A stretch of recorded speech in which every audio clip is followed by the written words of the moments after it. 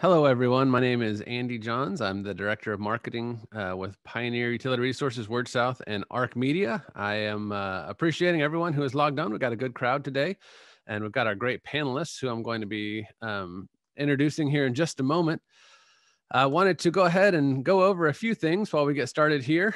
Hopefully, the webinar that you intended to log on to today is writing headlines that hit home. And I think you're going to be pleased with the information that we share with you guys as we go through this.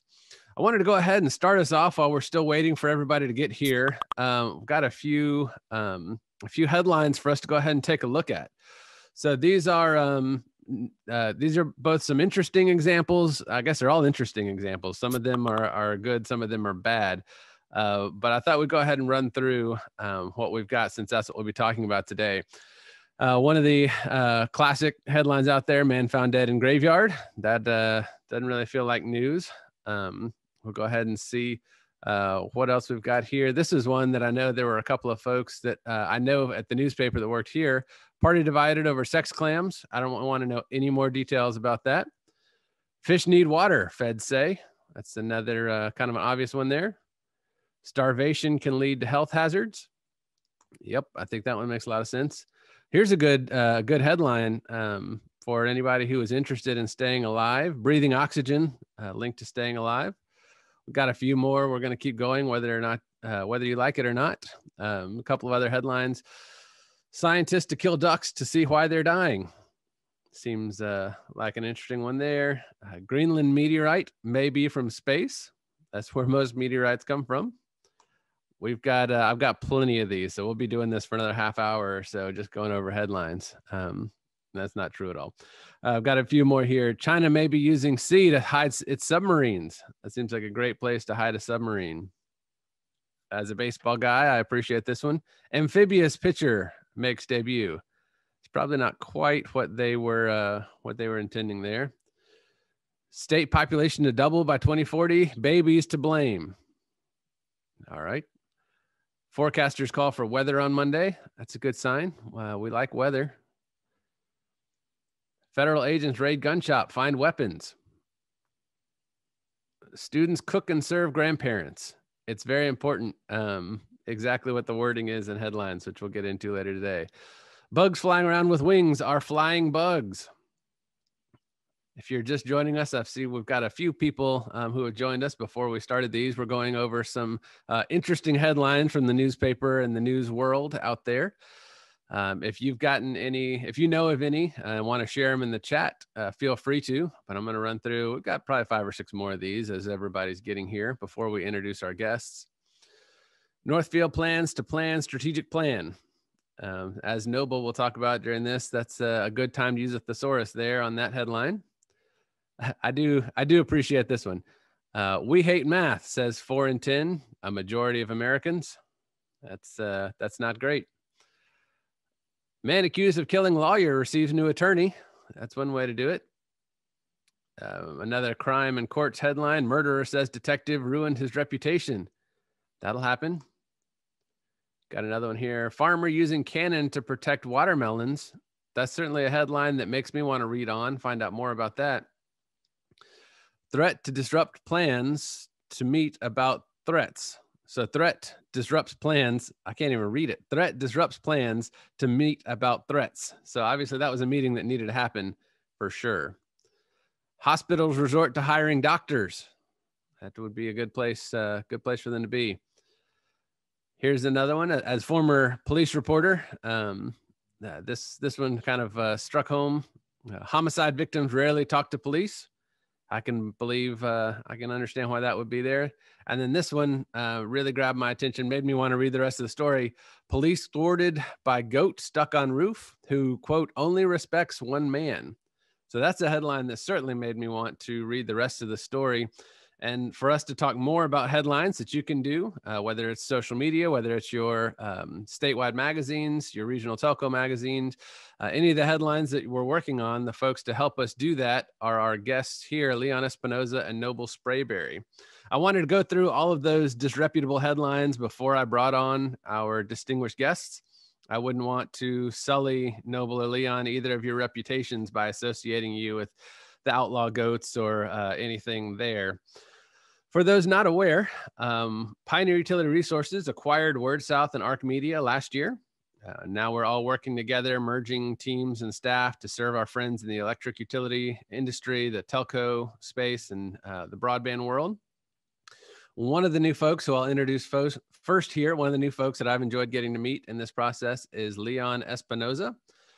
Leon oversees the content teams at Pioneer, Arc Media, and WordSouth. Before joining Pioneer in 2017, Leon spent 3 decades at the Seattle Times, where he was an assistant managing editor on the forefront of change.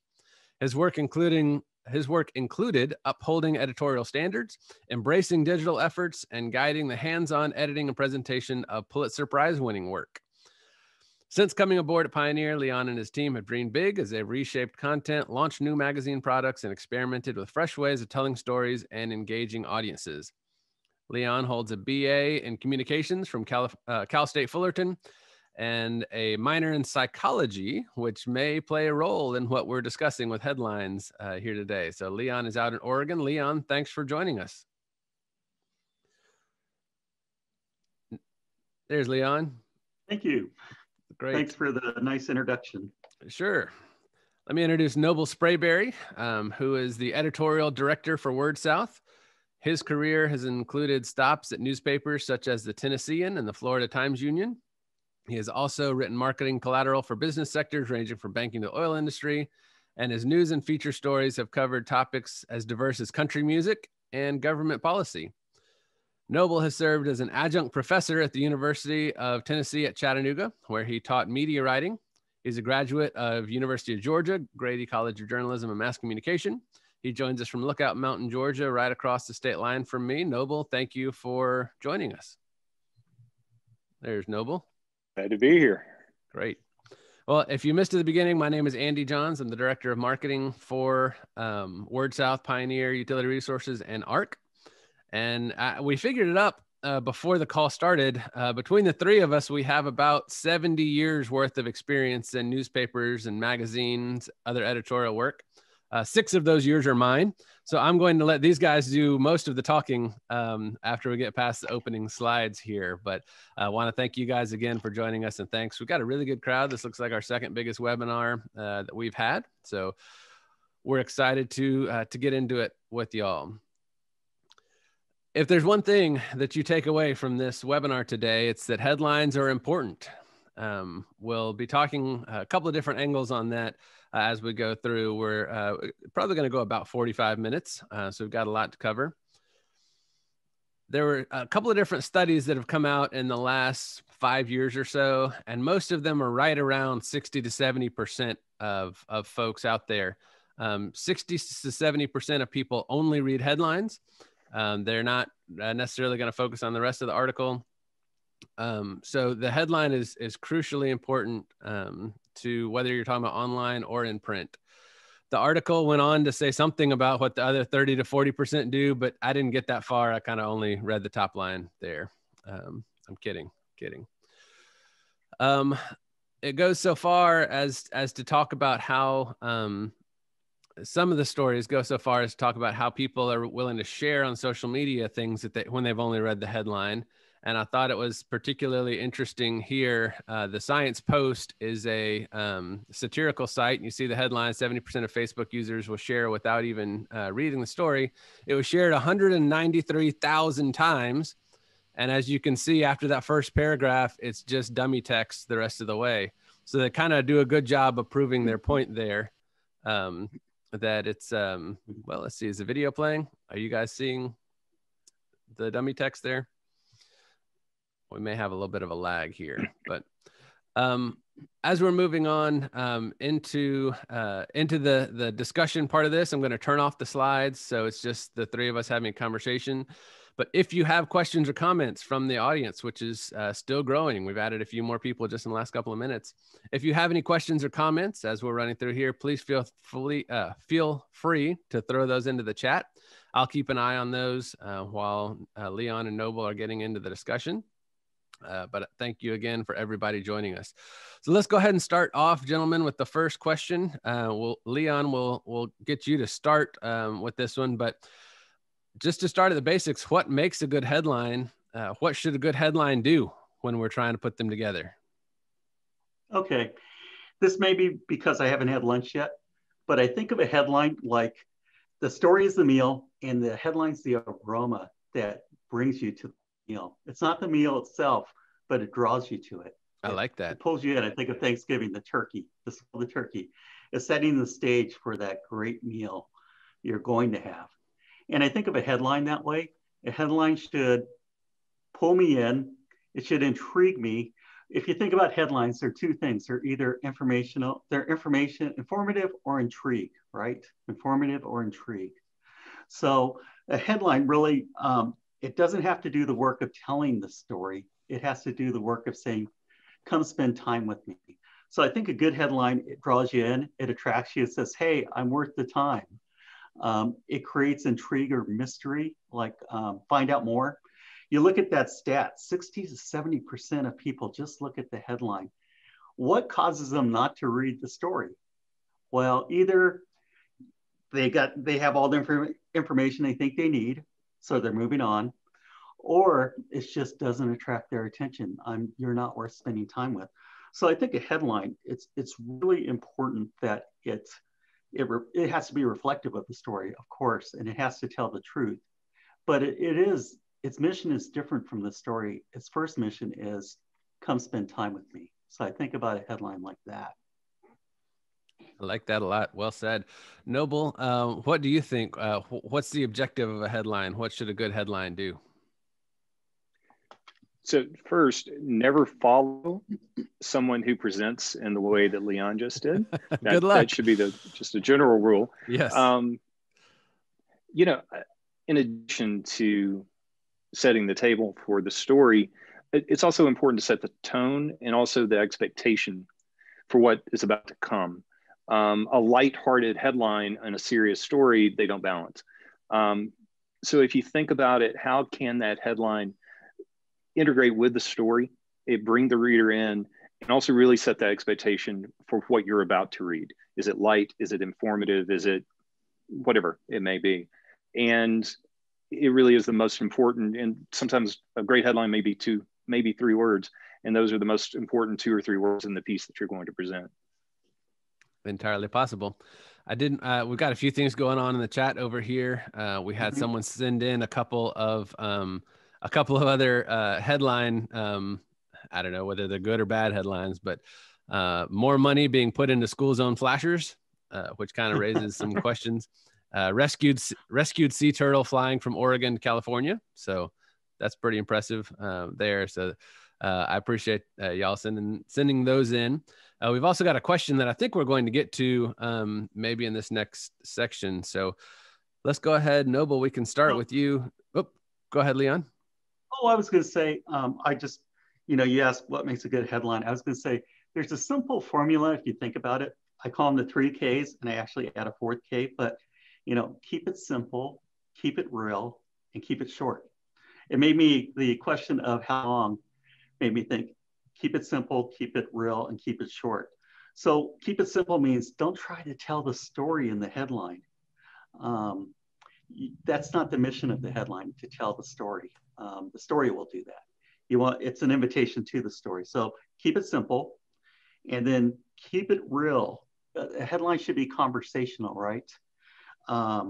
Write headlines the way you talk. Actually, one trick I use is I'll say the headline out loud.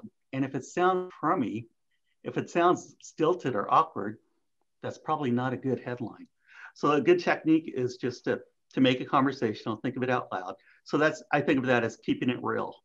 And then keep it short. I mean, the average attention span is about 7 seconds. So you need to capture the attention quickly. And the big words should do that. So typically the standard is 7 words or less. I mean, standards are guidelines. So sometimes more is better, sometimes less is better. But as a standard, if you're using more than 7 words, you're writing a sentence. And people aren't looking to read sentences when they're reading a headline. Got it. Thanks for jumping in there. Yeah, the question that came in was, is there a rule of thumb on how long is too long for a headline? So I appreciate that question. Keep those coming in. But Noble, let's go ahead and talk with you. We've talked about what a headline should do, but it's easier sometimes, easier said than done. How do you write a good headlines? What kind of tips do you have for folks? What can you offer to folks who are looking to write good headlines? You know, I came up as a writer first. So my focus for many, many years, as Andy mentioned, a few decades actually, was putting a complete story together. And I worked in several places where you didn't write the headlines as the writer. The copy desk wrote them, the graphic design desk. And as I advanced in my career, headlines were not my strength. So I've had to learn a few tricks and workarounds to make effective headlines. And really, we're in a place now where we're all headline writers. If you're in marketing, that subject line in an email is a headline because you're trying to bring somebody into what you're writing. A header on a website, social media post, everything you're doing, you're trying to use a few words to bring people in. So, for me, it really is, how can you find ways of succinctly telling that story? And just some really basic tips for those of us who maybe don't write headlines all the time. And what I like to do, we use Slack, and we have a wonderful group of creatives.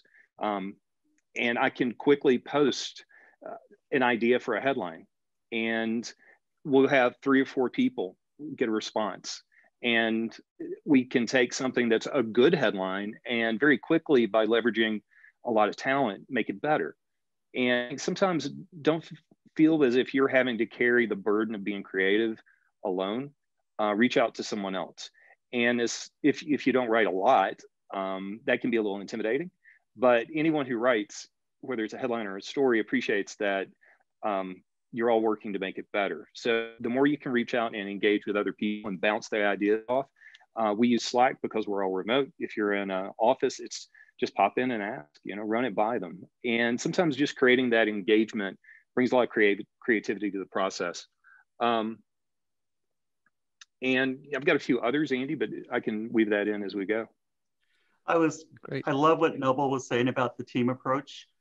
When we used to be in the office in those days, many years ago, it seems, we had our publishing admin, Linda Weissman, people would go in her office, and when they were stuck in a headline, she was their headline doctor. She was a regular person. She wasn't an editor. And just running a headline by somebody, hey, I'm really stuck. Here's where I'm at. She was a great consultant. And I think partly because she was just a real person, hearing the headline and thinking of it like a regular everyday reader, not an editor. So I think that team approach is great. Yeah. And these days you could text a friend, phone a friend, email a friend, Slack a friend. One of the best part, we have several people with really wicked senses of humor, and you'll see all the headlines that will never see print. But it starts to create this creativity and also engagement. People are excited to participate. It's not a dry process, and it makes the job fun. I've got a couple of mine I think have made it to that we'll never see print list. So Noble is speaking the truth there. Noble, let's jump around out of order a little bit, because I think Leon just touched on something very important. But you talked about in our prep for this, speaking the reader's language, which is what Leon was just talking about with Linda. Why don't you go into that a little bit, if we can jump around here, and just tell us a little bit about the importance of speaking the reader's language. Yeah, I'm going to refer to notes a little bit, and you'll see why in a moment. When you're writing a headline, I always think of 3 questions, and almost really not just headline. I do this with writing in general, but in particular with a headline. First question is, who is the reader? Is it a general audience, a business owner, industry experts? And first define that, and then do the word choices that you make in the headline fit that group? Do they speak the same language? And that's really easy, particularly we all work in a technical field. It's very easy to allow technical terms to slip into a headline. And it's just something to watch and be aware of. And then the final thing is, what medium is the story being used in? Is it, a headline in a magazine? Is it a marketing piece, a brochure? Because that medium can change the presentation. So a week ago, I found a headline in the Washington Post in the technology section. It was on their website. And it is this, and I may have to read it a couple of times. The headline, Tufu announces auction of NFTs depicting streamers in Fortnite, Minecraft, Call of Duty. I'm gonna hit that again.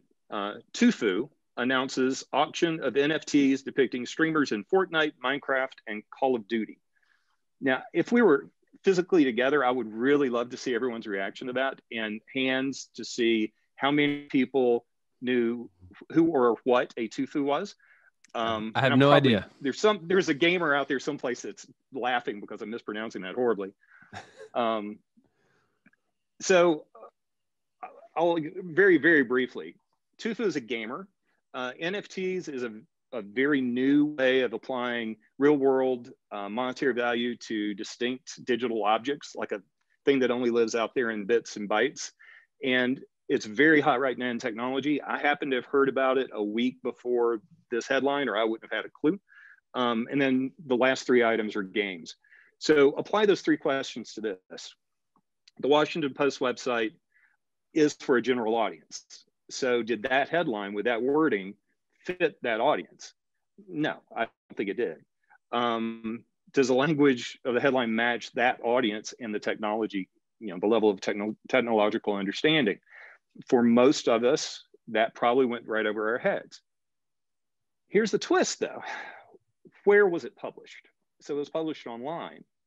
And apparently Tufu is an extremely popular gamer. NFTs is the most, probably the hottest technology topic of the last few weeks. And by having a headline that is appearing on the website, those words were giving Google and search engines a cue. So it was bringing in, readers that weren't finding it by skimming something, seeing an interesting headline. It was being found through SEO. And if you were doing that same headline in print, you would just change the format. You would use different words. You would make it much more broad. But for online, this seemingly off-point headline for an average readership was probably on point because they were writing for search engines. So the point I wanted to make is that be aware of who is reading it and where they're reading it, and then what action you're hoping they take and how it's being presented.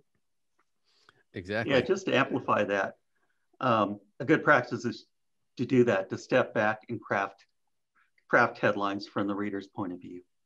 I mean, you can ask, and a good way to do that is to ask why and are questions. Why should I care? Why does it matter? Why should I spend my precious time with this story? Are you going to make me smarter, save me money? Are you going to keep me from harm or show me how to do something better? If a headline signals that, if it signals I'm going to be surprised or inspired or delighted, I'm much more likely to be the 30 to 40% that actually reads the story. So I think always a good practice is to establish that human connection to the headline. In Noble's example, the human connection was some gamer living in his mom's basement. But, but think about the human connection to the headline you're writing. My impression is the mother is living in the gamer's penthouse, from what I understand. Right. I was showing my bias. That's a good point.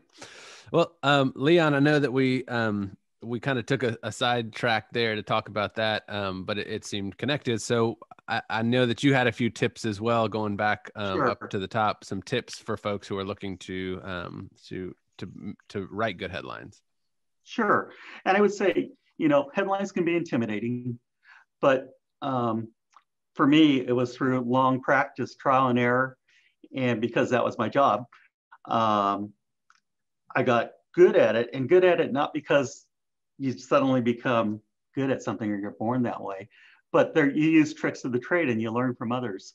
And so some of the stuff I'm going to share is just stuff I picked up over the years that's just been super helpful. And some of it's obvious, it's common sense, but they say the only thing about common sense is how uncommon it is. So I'll share these tricks and, try what works. But the first one is to start with the dream. So instead of looking at a page and boy, I only have 3 or 4 words, what am I going to do? Write the headline as if you had all the words you'd want. So start with the dream, write the dream headline, and then start scaling it back. And often they may not even be the same words, but you've hit a focal point for what the headline should be. And then you bring it down, bring it down, bring it down, and you actually land on a headline that works in the space you have and with the layout you have. So I start with the dream. And another reason to do that is when you just look at it as I've got 3 words, what am I going to say? That actually stops your creative thinking and it elicits panic. Like there's no way I'm going to do this. I can't. So I'd say it frees you up creatively if you just start with the dream. What would the headline be if I could have the room I really wanted? So start with the dream. The next one is my favorite, maybe because it's the name of it, maybe because of what it accomplishes. Hide the pickle. So I was hoping we'd get into this one. Yes. Yeah. So hide the pickle. So hide the pickle means don't give it all away in a headline. I ran across an example that's a really good one, and it just illustrates the point perfectly. So I'm going to read you, or I'm going to speak 2 headlines. I'm going to share 2 headlines, and think about which one draws you in, which one doesn't give away the answer so that you don't move on, but you actually have to dig into the story, and which one uses space the most efficiently. Okay, so the first headline. Study finds evidence of cavemen dancing to disco. Study finds evidence of cavemen dancing to disco. Okay, I might read that story, but it's a fairly flat headline. It's got vegetable words like study. It sounds like it doesn't scream excitement or intrigue. Okay, so here's the second headline for the exact same story. Did cavemen disco dance? Did they? Well, see the difference? Now you have intrigued me as a reader. Well, do cavemen disco dance? You've whetted my appetite for more. Unlike the first version where you didn't hide the pickle, this one creates intrigue and it's actually shorter. Again, I think about the 70% passing by. Well, I might that headline, the first one, study finds cavemen dance to disco. Okay, so I already have the answer. The second one says, did they dance to disco? Well, now I've got to go look and I'm intrigued. And hopefully the story justifies my curiosity. But it's the same story, but the 4 words that become a question and become intrigue, what a difference. I mean, it could be the difference whether you're in print or online, they keep turning the page or they stop and look. And, most of us, we don't do the work we do because we want someone to never look at it. There's a purpose and a reason for it. So I just think that hide the pickle. I'm betting Leon that story with the did cavemen dance disco as a headline is going to have higher than 30 or 40% people reading Probably. it. I think that's a good point. Yeah. Yeah. So, I mean, it's being strategic in the information you give and thinking about, is there a way to be intriguing or draw readers in? Because again, I think I mentioned earlier, headlines are 2 categories. They're either intrigue or they're informative. So if you can do intrigue, not a bad way to go. I also think another way to approach a headline. So you have start with the dream, hold the pickle, and then evoke something, curiosity, emotion, pride. Someone I saw, Anita was asking about the deck, and I'll get to that. But I was thinking about in the last couple of years we've had magazine series, and the label, the underline, small words above a series, they kind of set the stage for everything to come. So they have to do a lot of work. So our first series was called The Changing Face of Rural Healthcare. Well, if you think about it, it signals to the reader the changing face. Okay, so I'm going to learn something new. of rural healthcare. Okay, it tells me it's about me. It's about rural folks. And then healthcare. Okay, it affects my family. The changing face of rural healthcare. Those are 7 words that get a lot of work done. So, and they evoke the idea that I'm going to get smarter. I'm going to learn something. It's about me, and it's and it's important to my family. So our second series was Heroes Among Us, Everyday Helpers Who Make a Difference. So right away, my curiosity is stoked. Who are these unsung heroes among us? So there's a go to look element.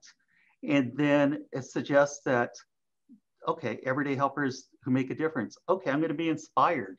I might even go do something with this story. So again, I just think headlines set the stage for everything to come. And whether it's the small words or the big words, they're just opportunities. And you can do a lot or little in those same words. You can deliver a lot of messages or almost no message. So even though a word might be smaller, like an overline or a deck, it still should be thoughtful in what you do. As for decks, I think the big words are they're the billboard signal. And then the smaller words amplify, okay, what's this story about? So they give you an opportunity to underscore, underline that big headline. So we talked about stepping back and crafting from the point of view of the reader. The other thing I put on my checklist is, and I know a lot of you do this because I see great headlines in a lot of the magazines, is to look at the photo in the story. Does the photo for your feature or informative story, does it make you laugh? Does it make you cry? Does it make you feel good? Does it give you goosebumps? I take that emotion when I look at a picture and try to use it to help me guide the headline. And I know a lot of you do that too, but it's a good practice to do. Think of a story as all its parts. And sometimes you want to make sure the tone is right, the tone of the story and headline match, but you really can use that image to figure out what it stirs in you and then use that to guide your headline writing, because it's probably going to stir the same thing in someone else. Think of an example from my newspaper days. Oh, go ahead, Andy. Well, I was going to jump in right there because that's kind of an important point I wanted us to touch on. And I know we've got a couple of other good questions here that I promise we'll get to. But when in the process, when you're talking about having the photo involved or having seen the photo, when in the process of writing, editing, layout, all of that, we start with Leon and then see if Noble has a different answer or anything to add. But when in that process are you thinking about headlines? Okay, Leon? So that's a funny question, and I'm not going to answer it directly yet because the next tip was, okay, what's the headline? And I don't mean what's the headline when you're going to publish a story, but right when a story is pitched, the author is talking, the writer's talking about it, or the editor is pitching the story, I will often ask, what's the headline?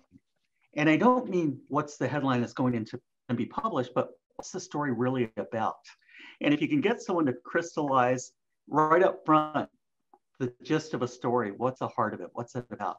That often, when I come back to the headline later, or when you're the headline sitting in front of you, you're looking at the layout and you have to have a headline, I already have in mind what the headline is in terms of what the story's about. So it makes it much easier you don't start from scratch. And in fact, I sit in a lot of meetings and somebody may be rambling or they're not getting to the point, and I'll just find myself saying out loud, what's the headline? And it will cause people to focus on, okay, what's the story really about? The stories can wander and be all over the place. And I've sat in meetings with writers where they're describing what the story is going to be about, and they're talking about 10 or 15 different things. And okay, what's it really about? So I think what's the headline approach way before you ever see the story baked is helpful. It's not, that isn't always available for you to do, but it's a good question to ask. And then, like I said, it works for a lot of other things. If your friend is rambling, ask them what's the headline. No, I know we have some staff. I am stunned that we have. I was going to say I'm stunned that Leon hasn't done that with me. Well, I know we have some staff on this call as well, but just know that I'm sure it's not you that Leon is talking about. Because I do have some staff members around here. I hope our CEO is listening. Great. Noble, So, does that fit? Noble, is that kind of what you would say as well as to when to start thinking about the headlines or when to work on it? Absolutely. I mean, I think about headlines the same way I think about leads. Again, as I mentioned at the top, I commit everything as if I'm writing a story. So there's a line from a Hemingway novel called The Movable Feast. He's sitting drinking in a Paris cafe, trying to write, and he is constantly just thinking, I want to write one true thing. That's not getting the quote perfect, but that's the point, one true thing. So anytime I write a lead or a headline, and I'm stuck in particular, I try to think, what is the one true thing I can say about this? And start there. And it may morph into different directions, but at least gives me a starting point. And then I like to take a step back and look at the piece as a whole, particularly if it's a marketing piece, because I believe that a headline in any design, but particularly on something where you're doing marketing, it's a design element, and it's often in really big type, and it's very important. And I feel it should be something that really flows with the design, and it works both as a lead into the text, but also that fits well with the design and has some impact visually as well. So there's a couple of ways I like to do it, sort of in the early stage, and then ideally when you're really working with the designers and you're making sure it all flows.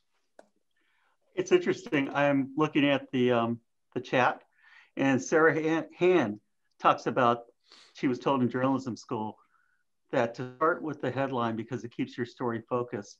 And it's interesting because whenever I do PowerPoints, until I come up with kind of a headline or theme for the PowerPoint, it's really hard to do. And once I've nailed that, then I can wrap everything around it. So that's an interesting tip. Thank you, Sarah. Definitely. And while we're talking about the chat, so thanks for that question. Her question was, would you guys say that's accurate? So I think we've answered that. A couple of others I was going to run through here just to catch up on the chat before we get into some more do's and don'ts.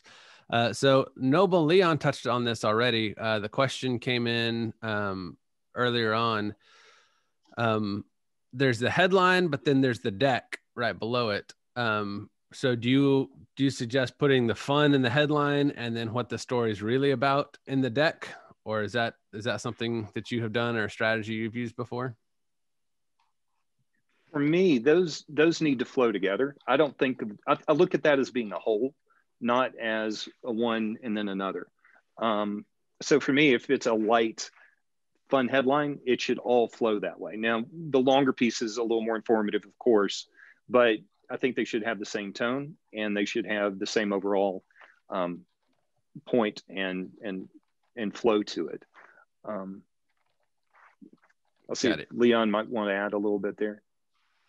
Okay, sorry, I was answering the chat and it's all right. Yep, let's keep going. Let's keep going through the chat then. So the next one, this is one that we're probably 8 or 9 minutes behind answering this one, but thank y'all for sending those in. So the question is, or I guess statement is, could you share some tips for headlines in a B2B environment, such as an industry specific newsletter? So I'm guessing that we're more okay, maybe not quite to the degree of the jargon that Noble pulled from that Washington Post story. But Leon, I guess we can start with you, but is that kind of the main difference in a B2B environment that's industry specific, as you can get away with a little more jargon? Yes. I mean, you want to speak the language of your audience. So then again, it works to say, to write a headline from the point of view of the reader. You're not going to, if you're dealing with something very technical or you're talking to a gamer, you have to speak their language. So then I have to step back and say, how would I write this for a gamer or for somebody who's an engineer in the, hydro field? So you're going to write differently if that's your audience. And if you're going to speak to the audience, because you're going to speak their language, whatever it is. For a general, family-friendly consumer audience, you're going to want to be very conversational. But conversational probably isn't the right approach if you're talking to a highly technical audience. You're going to want to signal expertise. So I step back and I say, what does this audience want? Well, they're going to want to hear expertise in a headline. I'm going to be that 70% that just read the headline and go on if I don't get that signal that this is going to tell me something that's relevant to what I'm doing. So again, it's stepping back and thinking, who's the audience, as Noble said, And then what's their language? I mean, that's a good one. And particularly and again, it's what you're trying to achieve, but that's with a headline or with stories. One of the first questions I ask is what action do I want the reader to take? So am I trying to get someone to engage with a story, respond to something, which you may do a little more often in a B2B? And I want to have that in mind. What action do I want that person to take? And if you can frame that, oftentimes Leon's example earlier was very good with the caveman, because it spun it to a question. You don't want to overuse questions, but it can be really powerful. Let's say you want to encourage someone in a business to interact, go to your website and fill out a form. And the form is going to do something that's going to help their business in some form, your information.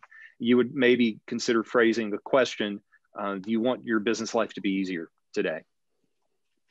Drop off today. It's a little long. Sure. Which is another point I want to make is that for me, writing is editing. So you throw it out. If it doesn't sound right, you shorten, you tighten, you keep working with it. But for B2B in particular, ask the question, what action do you want them to take? How can you engage? Consider a question when appropriate. And then otherwise follow all the rules that we've been talking about. That plays really well, Noble, into the question that Tim had sent in on the Q&A a few minutes ago. Sorry, we hadn't gotten to it yet, Tim. But the question is, some of our cooperative, Noble, we'll start with you and then go to Leon, but some of our cooperative content is advertorial. How can those headlines be different than regular news content?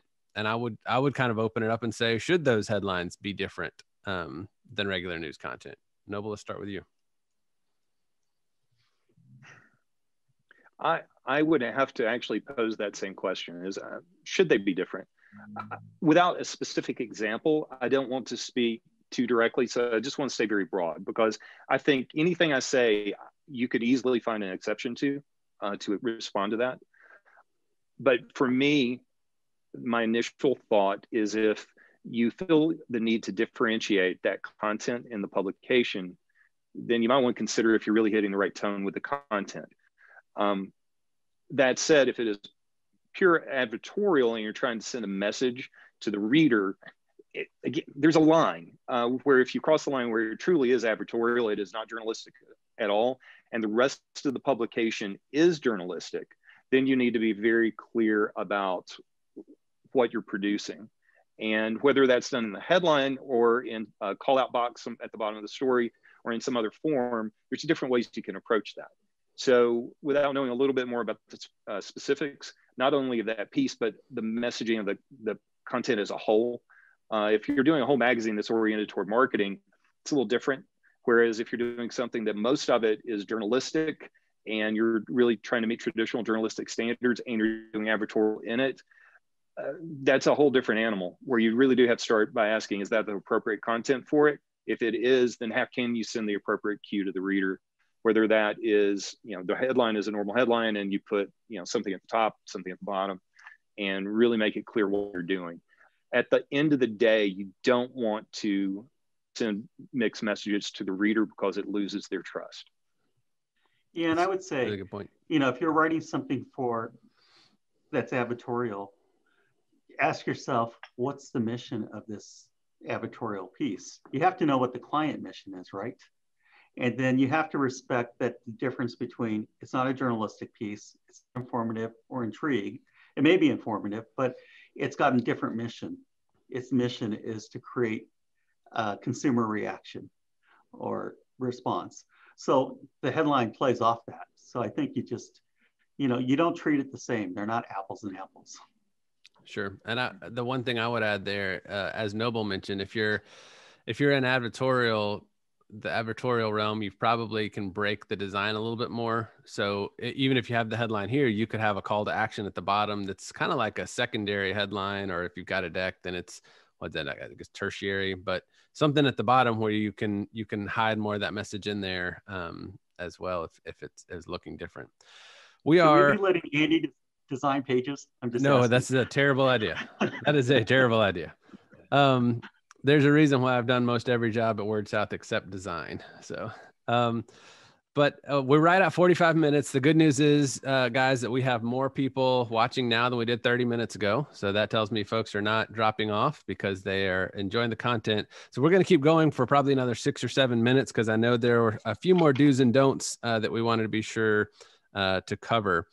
We have talked a lot about what you should do when you're writing a headline, but Noble and Leon, and let's start with Noble. Give us a few don'ts or things to be avoided when you are putting your headlines together. Do two, and I'll make them quick since we're going a little long. Don't fall in love. As people who write, it's very easy. You've sweated, you've worried, you've finally got it just the way you think it should be, and I think it's really helpful to understand that writing is a process, and that don't become enamored with the words that you have. Maybe it doesn't fit the layout. Maybe you take a moment and it come back to it, and it's not exactly on point. So I guess where I'm going is, don't be afraid to rewrite. Don't be afraid to say, I can make it better. The other one, and there was some joking about this when I pitched it out, but one of my that I always keep in mind is, never assume you're actually funny. Headlines should be quippy. You should not steer away from writing a light, engaging headline, but don't assume you're actually funny. People have made real mistakes writing headlines. It's funny to them, but your humor may not translate to someone else. Hollywood, quite famously, has been written about many, many times, has steered clear of sort of the romantic comedies, the light things that work well in our culture, but when you sell those to a global market, they don't translate. The humor doesn't work. So that applies to headlines. What you may find funny, someone in a different economic strata, different cultural background, whatever it may be, it may hit flat. So at worst, you're just boring, or it could be offensive. And just keep that in mind. And if you're trying to be light and any question, run it by some other people. Again, you kind of crowdsource it. Is this as funny as I think it is? And if you nail it, you get a great humorous headline, and that's engaging. That's a wonderful thing. But just keep that in mind. That last one hurt my feelings a little bit, Noble, but no, Leon, go ahead. Do you have a couple of pitfalls or things to avoid? Nita Richter was asking about serious headlines, and I spent most of my career writing serious headlines. And I think one of the things, obviously you want to be neutral, but you don't want to send an unintended message. And so one of the practices that I wanted to mention before we go, which is really important, is always put a fresh set of eyes on your headline, especially the ones that you think are going to be tricky or could be controversial.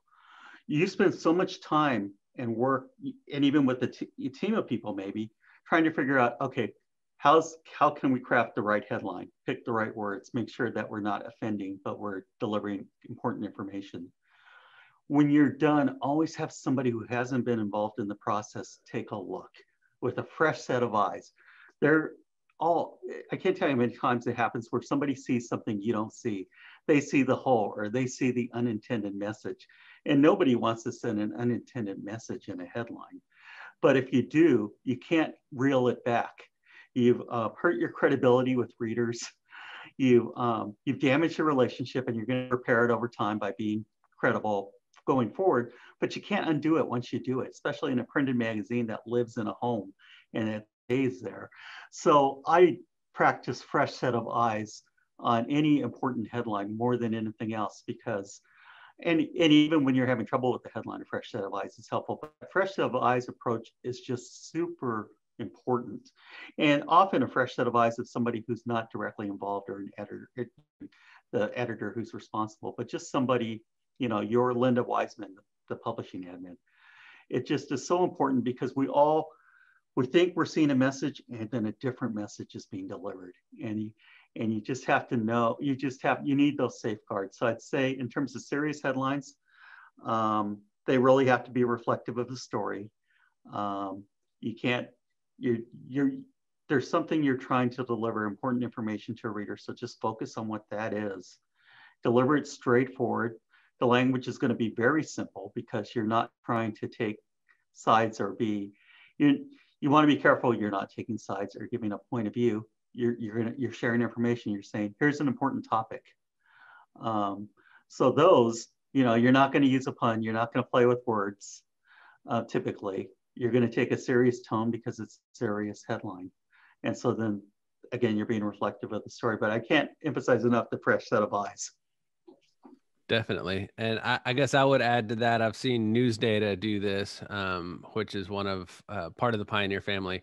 If you've got a headline that takes a stance or has some kind of position, make sure you label that. I know News Data's got one up right now about the energy mix in the Pacific Northwest and how it's an opinion piece on how the Pacific Northwest would never have the issues that Texas had during the blackouts earlier. And then it's very clearly all caps at the beginning, opinion, : and then the headline, so that people know. Some that's a good point, Andy. If it's going to be opinion, if it's going to be analysis, make sure that's very clear and easy to see. A lot of times in your design, it's a little less, it's pretty and it's hard to see, and then people miss it completely. So it has to be very clear that this is what this is. So I know what I'm reading. So then I'm not fooled into thinking I'm reading something I'm not. Excellent. And that's just speaking to the reader. The last question that's here before we wrap up, Vicki had the question, and I'm going to take a stab at answering this one first and then see if you guys have any different opinions. But she asked, should you use something like, did you know, to start a headline? And I would say that from the magazines that we've done, that's okay to do every once in a while, would be my thinking. But you just have to be very careful. You don't suddenly look back at the publication as a whole and you've used a did you know headline on 4 different articles in the same magazine. So is that generally some of the advice that you would have, Leon, as well? I think so, because it can be a pretty lazy out, because you could say that for any story, right?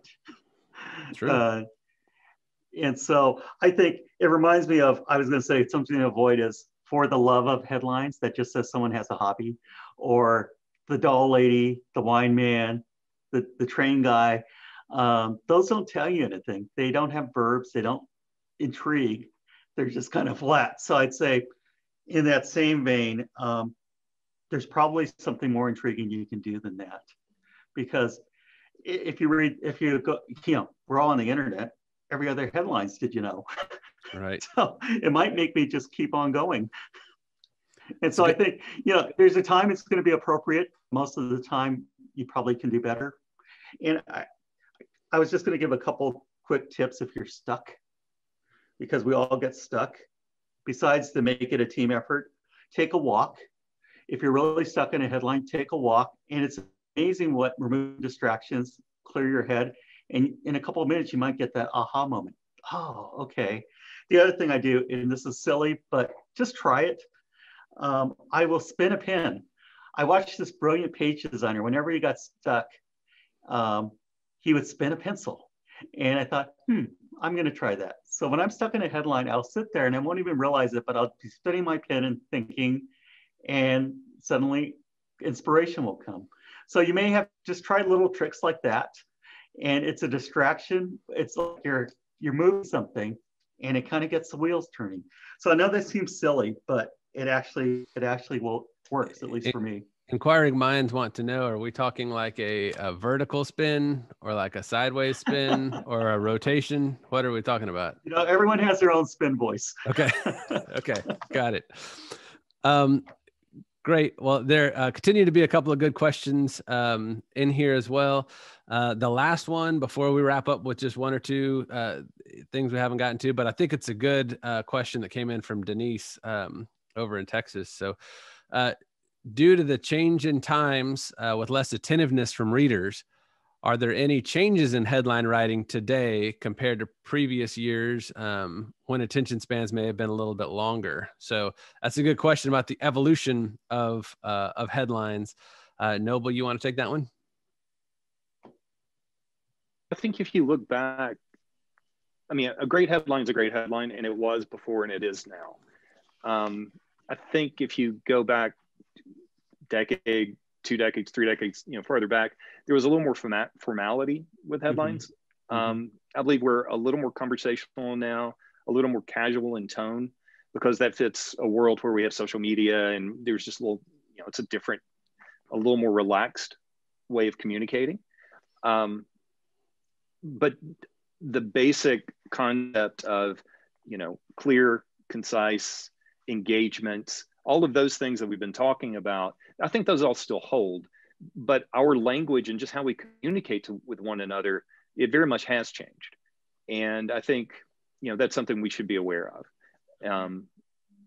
I think it's reflective. I mean, in the 1970s in newsrooms, everyone wore a coat and tie. That's not our culture now. It's more casual. So the language has loosened up.